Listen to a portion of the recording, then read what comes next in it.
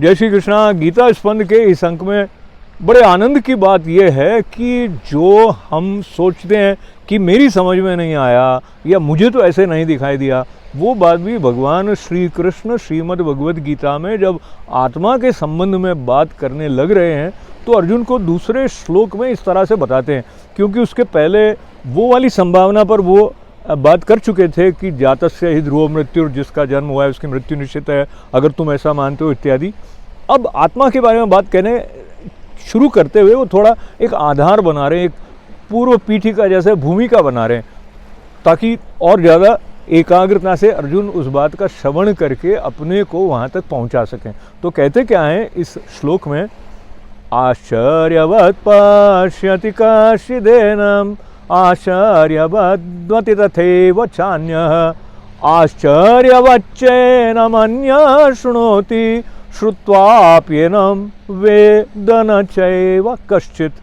कि कोई एक महापुरुष इस आत्मा को आश्चर्य की तरह देखते हैं और वैसे ही कोई दूसरे महापुरुष इसके तत्व का आश्चर्य की तरह वर्णन करते हैं, और कोई अधिकारी पुरुष ही इसे आश्चर्य की तरह सुनते हैं, और कोई कोई तो सुनकर भी इसको नहीं जानते।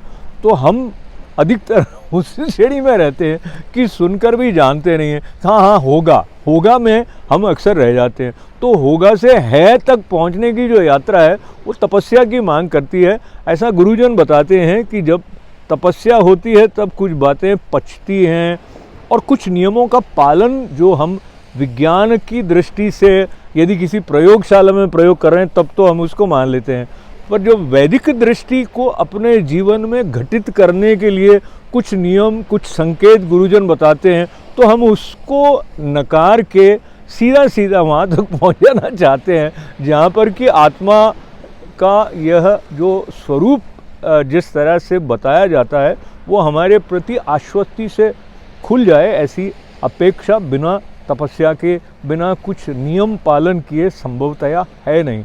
और ये बात जब साक्षात श्री कृष्ण योगेश्वर गुरु रूप में होकर अर्जुन को भी कह रहे हैं तो हम किस खेत की मूल गए, ऐसा कह दिया जाए क्या।